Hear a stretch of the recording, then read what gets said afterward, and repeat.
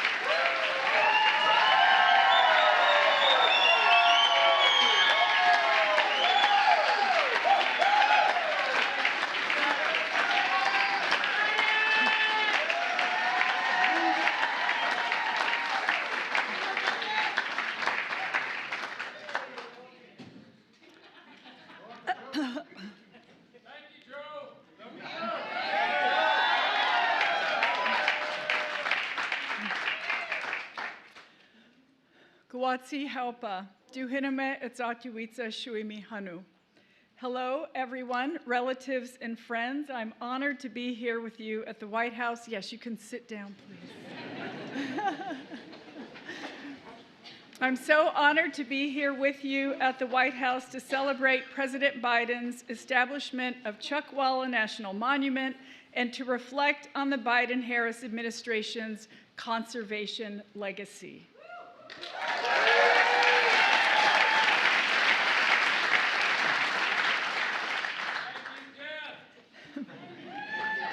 You're very welcome. Hiking Painted Canyon with Chairman Tortes in the Coachella Valley last year was a highlight of my time as secretary, and I am so proud that I was able to keep up with him. Chuckwalla is an incredible place and one in which we are all so lucky to experience as our ancestors did. There is no better way to appreciate the land than to walk it, hearing, seeing, and smelling the earth. Today is special because it represents another example, a capstone really, of the Biden-Harris administration's unwavering commitment to protect the places we all love while uplifting and empowering those who have stewarded them across time. As everyone here knows, Chuckwalla is a living landscape that vibrates with beauty in painted canyons. It's a place where desert valleys and woodlands provide a home for many species of plants and animals. It's a place that families and adventurers from around the world seek out for unmatched recreational opportunities. And it's a place that has been stewarded over millennia by our indigenous ancestors, as evidenced by the songs the tribes still sing today of the trails that weave across the region. When President Biden and I first stepped into these roles, we understood fundamentally that tribes must be at the forefront of our efforts to conserve the lands and waters we all depend on. Today, I'm grateful for President Biden's leadership. I'm grateful he has listened to tribes and local communities across the country and has committed our administration to conserving the places that are core to our identities and to our shared experiences. Above all, I'm grateful for the outstanding partners we share this day with. Today, the Chuckwalla National Monument is protected for all of us.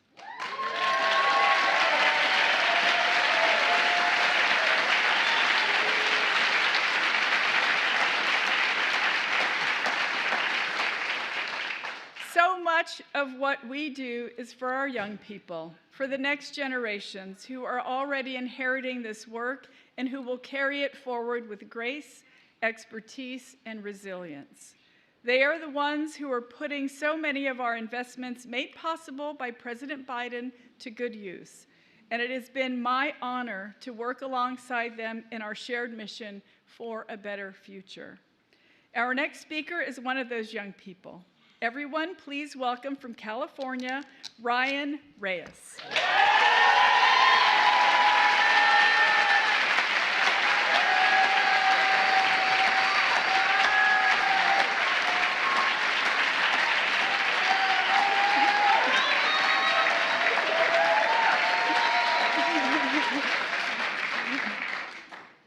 Thank you. Thank you, Secretary Holland, for your inspiring words and for that beautiful picture you painted. Hello, my name is Ryan Reyes. I was born and raised in the Coachella Valley with my parents and 3 younger brothers, just about 30 minutes from Chuckwalla. As a child, I didn't appreciate the natural treasures found in my backyard. It wasn't until after I left California to go to college in a big city that I realized I needed to be around the mountains, the sun, and the beauty of the desert. I quickly returned home to the Coachella Valley to finish college and started coming regularly to Chuckwalla to hike, stargaze, and enjoy the beauty of the desert. After finishing college, I interned as a Chuckwalla Youth Ambassador for a nonprofit that works to protect California deserts. Then I joined the team at the National Audubon Society, a conservation nonprofit that works to protect birds and their habitats. It's been an empowering journey to learn how to advocate for these irreplaceable and incredible places we all need. And I plan to devote my career to environmental policy to protect these precious lands, waters, and animals. I realize how lucky I am to live in that magical place and how transformative it can be for our physical and our mental well-being. I want everyone to experience the magic of Chuckwalla. That's why designating Chuckwalla as a national monument represents more than just protecting land. It's an investment in our community's future, so families can enjoy the natural beauty around us. Scientists can explore its mysteries, and we can honor the cultural and historical landscape, or significance it holds for so many. I want to thank Congressman Ruiz, Senator Padilla, and our partners with the Protect California Deserts Coalition, and everyone else who helped make today happen. And of course, our deepest thanks to President Biden.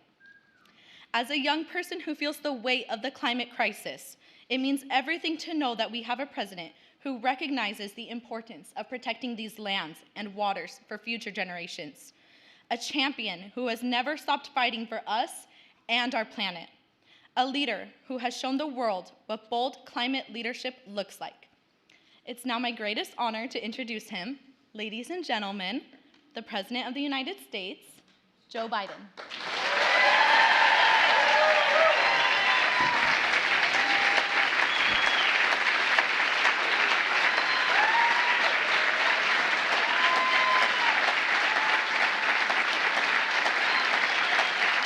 Thank you, Ryan. Thank you, thank you, thank you. Please.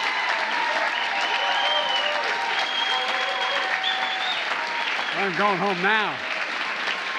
Thank you, thank you, thank you. Please sit down. Ryan, thank you for the introduction.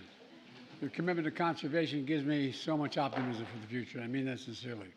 Before I go much further, I want to explain to you why we have these screens up here. I was hoping we were going to do this in place, so the American people that's being covered by the media would see what we're talking about, feel it, sort of taste it. This is as close as we can get. I'm going to, as I speak, hopefully they're going to bring up the areas I'm talking about so people get some sense of what we're talking about. But I want to make a special thanks to Secretary Deb Haaland, whose incredible leadership these past 4 years has scared the hell out of me.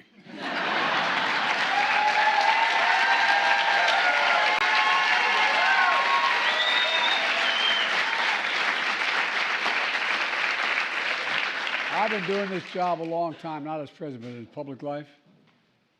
I'm afraid to tell her no. She doesn't take no for an answer on anything. I promise you, she has a list. Still, you've done a hell of a job. I'm so proud to have nominated you for that, and thank you for the job you've done. As you all know, I was in California last week where the event was supposed to be held, but we had to postpone it because of the fires in Los Angeles. Among the worst wildfires in California history. It's devastating. For Kamala and for so many of you, it's home. She and I and our entire administration have been working closely with Governor Newsom, Senator Padilla, Senator Schiff, the entire congressional delegation, to make sure California has every possible resource to fight these fires and help the survivors.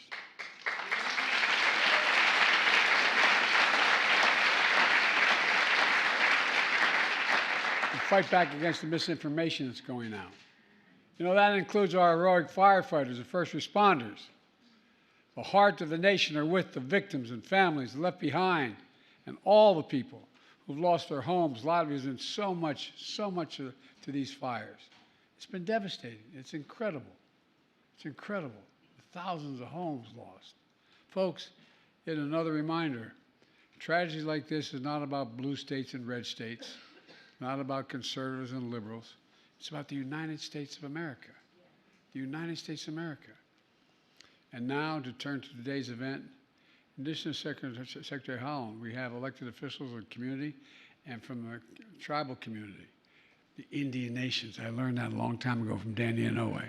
Just want you to know that, okay?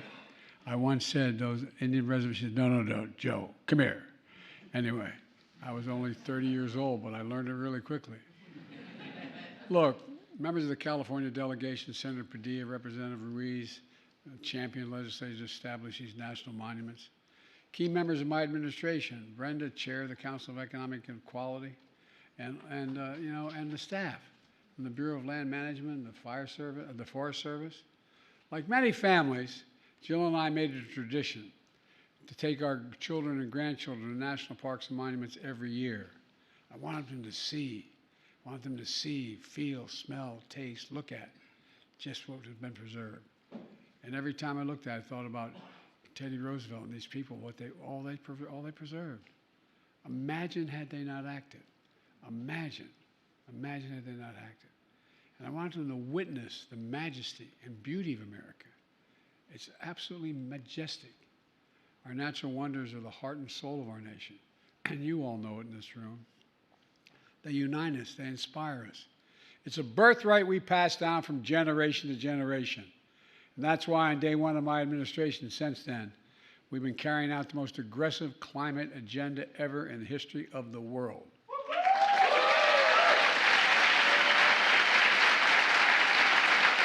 I mean it.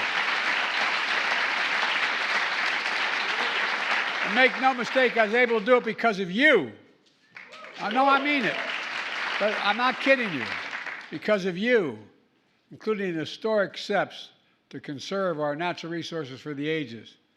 My second week as president, I signed an executive order establishing the first ever conservation goal to protect 30% of all our lands and waters everywhere in America by 2030. 30%.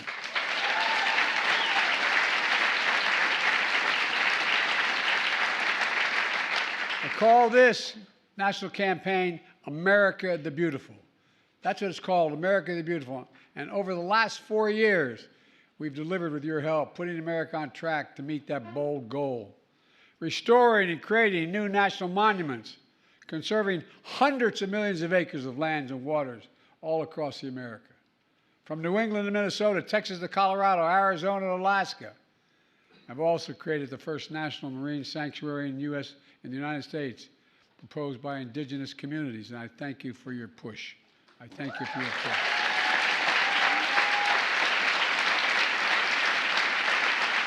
It stretches 116 miles along the California coast, 116 miles to protect the natural and cultural resources while also supporting our progress on offshore wind, I might add. And today, I'm proud to use my authority under the Antiquities Act to designate 2 more national monuments in California. First, Chuckwalla National Monument.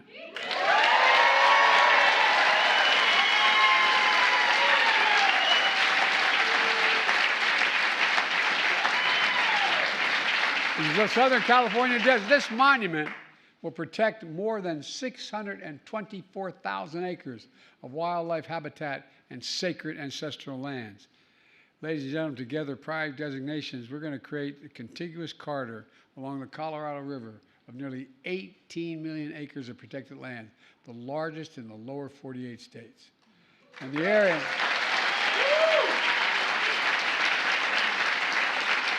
For those at home who may be listening, that's bigger than the entire state of West Virginia. And it's called the Moab-Mojave Conservation Corridor. Look, today's action will also protect and preserve mountain ranges and rugged canyons, desert floors and deep valleys, sandy slopes, stunning peaks.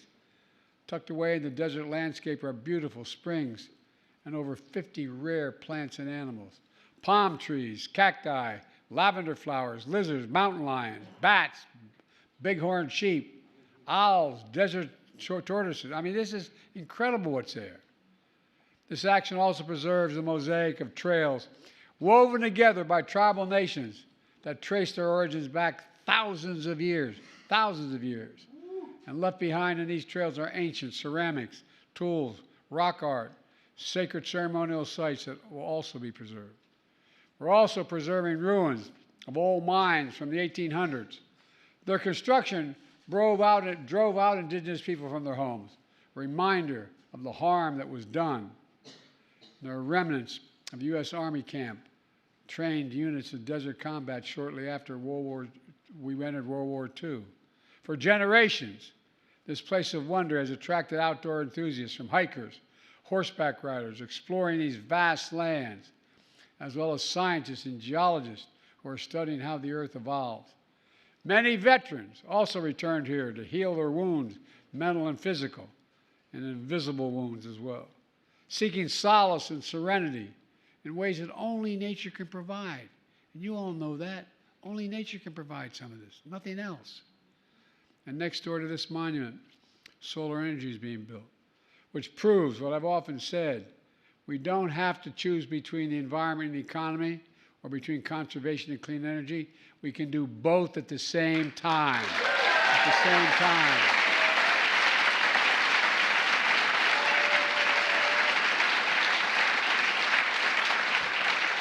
This monument offers a perfect roadmap for how to strike that balance. It's a key element of our climate agenda that includes the most significant climate law ever in the history of the world. That's not hyperbole, that's a fact. The law that's positioned us to cut carbon emissions in half by 2030. That's generated $300 billion so far in new private sector clean energy investment. $300 billion. And that's creating hundreds of thousands of jobs and unleashing manufacturing boom all across America. You know, and this matters a great deal. Second, the second national monument I'm designating today is this is important. I mispronounced it the first time. Sáttítla Highlands in Northern California.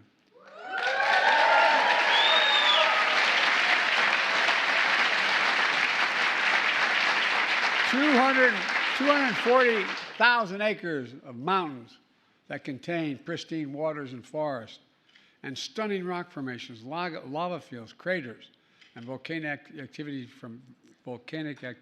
centuries ago.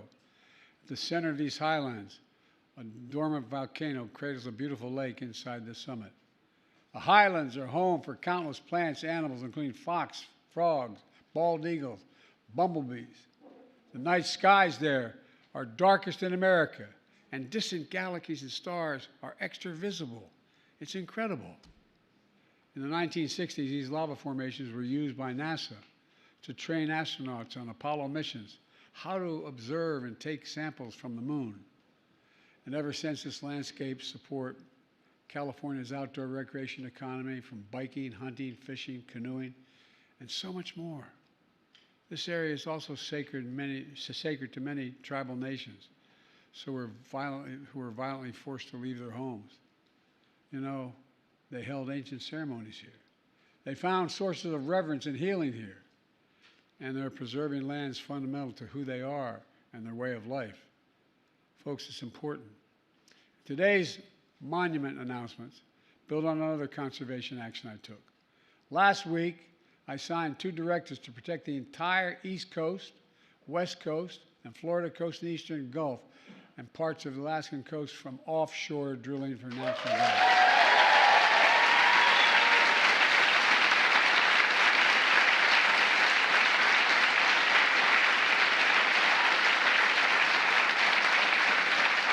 And I might add, that is a big deal. My state's only 3 feet above sea level. Oh, you're laughing, but it's important. Nearly 40% of Americans live in coastal communities. And it's not only good for the environment, it's good for our economy. It'll protect coastal fishing industry that generates $320 billion of income a year. Beach tourism that generates nearly $220 billion annually, and 3 million American jobs. It also saves us billions in potential damages by avoiding oil spills like the Deepwater Horizon. You know, in the spirit of conserving not just the waters and lands, but our history, I did something else. I became the first American president to formally recognize a group of mostly Native Hawaiians. They lived for years in uninhabited Pacific Islands in the run-up to World War II to claim them for the United States.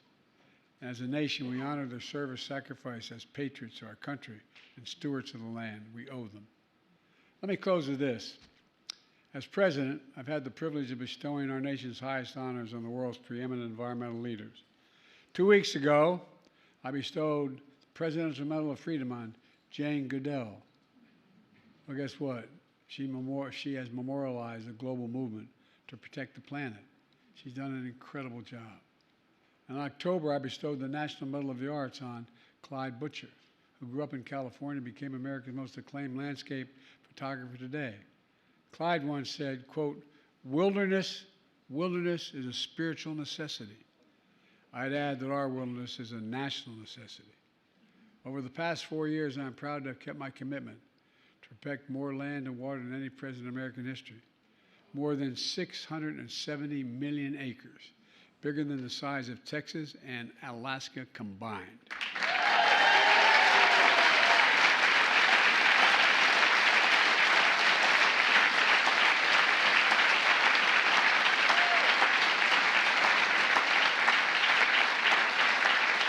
And without you standing up with me, we could have never done it. It's about our planet, our people. It's about America itself. Our outdoor treasures are the pride of our country, the bond between the physical and spiritual world, a bridge to our past and to our future. Conserving them not only protects the livelihoods of people who depend on them, it preserves a key piece of our history and the full American story. It unites us through the ages. It connects us to something bigger than ourselves. And above all, it reminds us of who we are. I just had another baby grandchild born. Guess what? Actually, to be precise, I hate to say it, a great-granddaughter, a great-grandson. And guess what? Think what this means for your children, your grandchildren, your great-grandchildren. I mean it sincerely. Think of what it means if we don't do this. Above all, it reminds us of who we are. We're the United States of America. And there's nothing beyond our capacity when we do it together. I want to thank you all again because it's not hyperbole. I could have never done any of this without the support of the people in this room. You stepped up. You made the case. People listened to you. Ordinary people listened to you about how important this is. And by the way, if I had my way, I'd make sure everyone could see the natural wonders because they'd have a more reverent view of where we are. So folks, God bless you all, and may God protect our troops. Thank you, thank you. Thank you.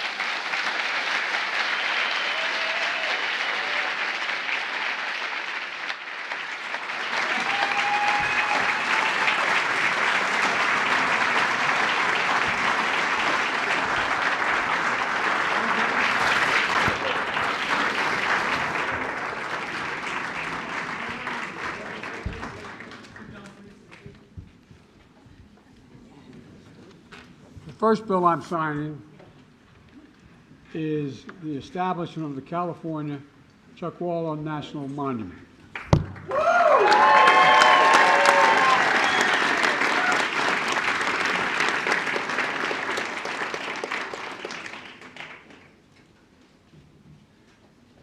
Today's the 14th, right?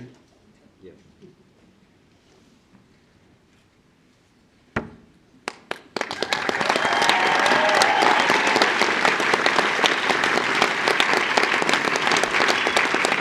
And the signing pen goes to the secretary because I'm afraid not to give it to her.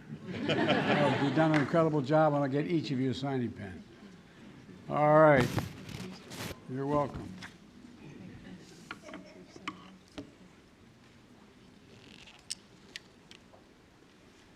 The second I'm signing is the establishment of the Highlands National Monument. Here we go. Got to fill this in. I know, Santina, I'm trying, why, the day of, in this hand, you'll fill in the dates here, guys? All right. No, I know that, but I don't want to. Thank you, thank you, thank you, thank you.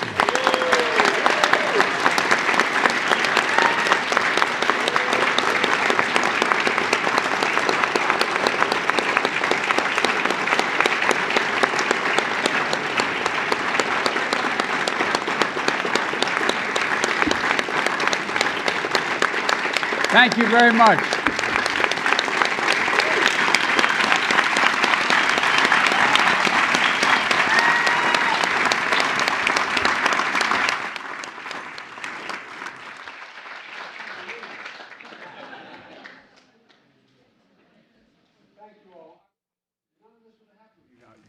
I really, really genuinely mean it.